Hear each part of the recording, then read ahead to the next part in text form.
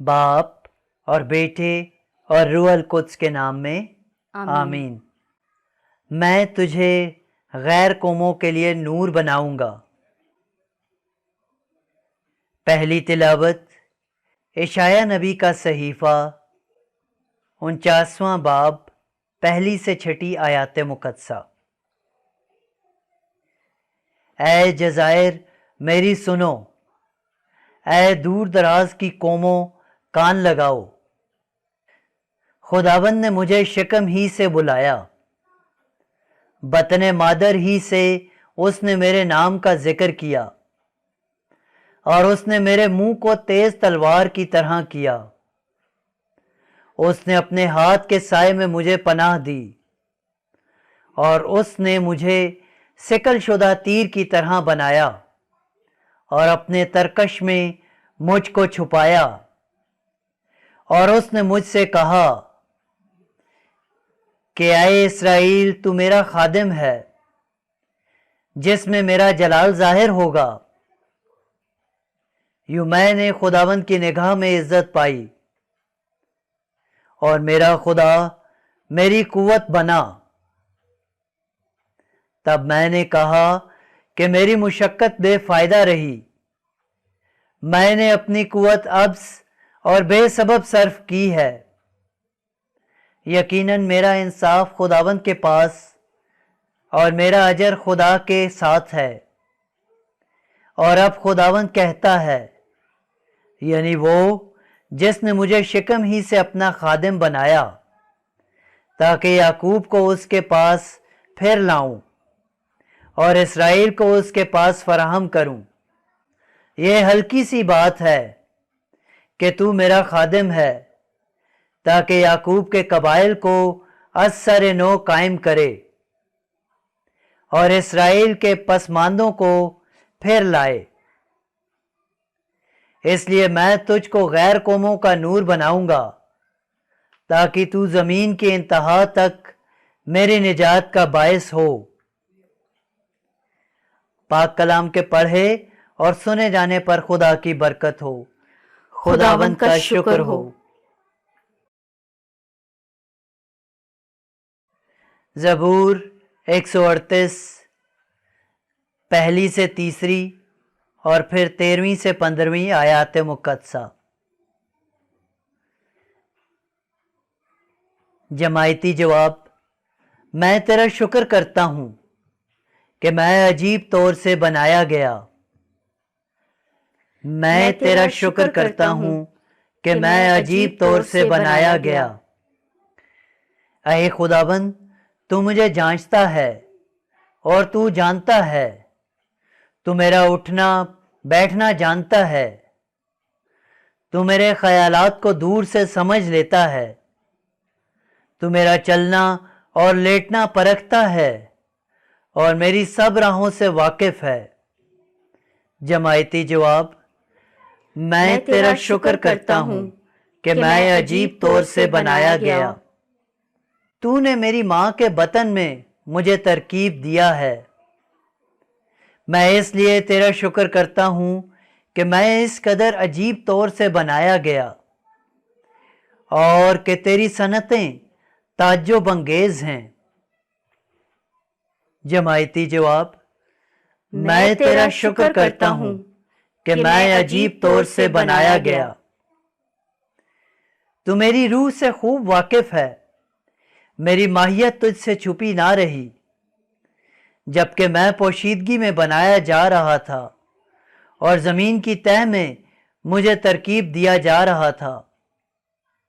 جماعتی جواب۔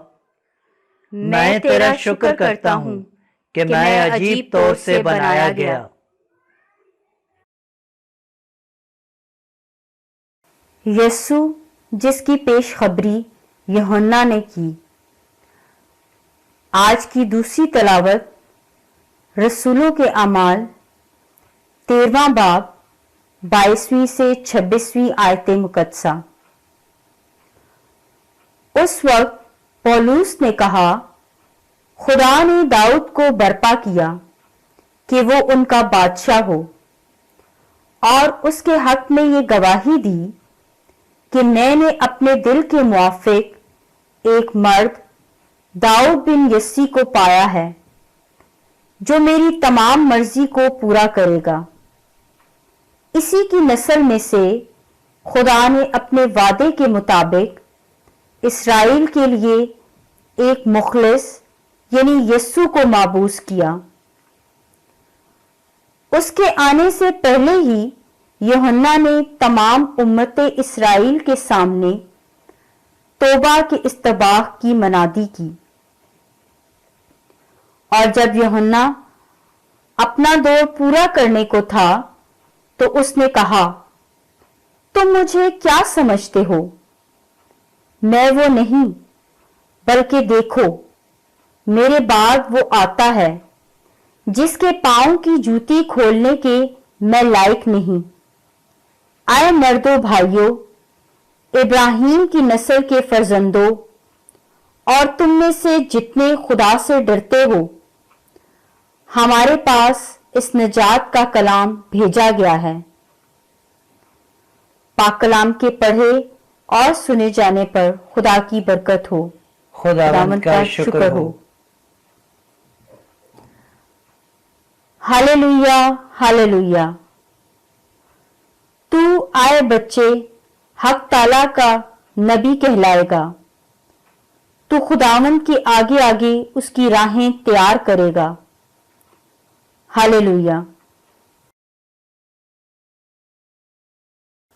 اس کا نام یوحنا ہے۔ انجیل مقدس لوکا کے مطابق اے خداوند تیری تمجید ہو۔ پہلے باب کی 57ویں سے 66ویں اور 80ویں آیات مقدسہ۔ اس وقت الزبات کے وضع حمل کا وقت آ پہنچا، اور اس کے بیٹا ہوا، اور اس کے پڑوسیوں اور رشتہ داروں نے یہ سن کر کہ خداوند نے اس پر بڑی رحمت کی، اس کے ساتھ خوشی منائی، اور وہ 8ویں دن بچے کا ختنہ کرنے آئے، اور اس کے باپ کے نام پر اس کا نام زکریا رکھنے لگے۔ مگر اس کی ماں بول اٹھی اور کہا کہ نہیں، بلکہ اس کا نام یوحنا ہے۔ انہوں نے اس سے کہا کہ تیرے گھرانے میں کسی کا یہ نام نہیں۔ تب انہوں نے اس کے باپ کو اشارہ کیا کہ تو اس کا کیا نام رکھنا چاہتا ہے؟ اس نے تختی منگا کر لکھا کہ یوحنا اس کا نام ہے، اور سب نے تعجب کیا، اور اسی دم اس کا منہ اور اس کی زبان کھل گئی، اور وہ بولنے اور خدا کی تعریف کرنے لگا۔ تب ان کے آس پاس کے سارے رہنے والوں پر ڈر چھا گیا، اور یہودیہ کے تمام کوہستان میں ان سب باتوں کا چرچا پھیل گیا، اور سب سننے والوں نے ان کو اپنے دل میں رکھ کر کہا کہ یہ بچہ کیسا ہونے والا ہے، کیونکہ یقیناً خداوند کا ہاتھ اس پر تھا۔ اور وہ بچہ بڑھتا اور روح میں قوت پاتا گیا، اور اسرائیل پر اپنے آپ کو ظاہر کرنے کے دن تک ویرانوں میں رہا۔ انجیل مقدس کے وسیلے سے ہمارے گناہ معاف کیے جائیں۔ اے مسیح تیری ستائش ہو۔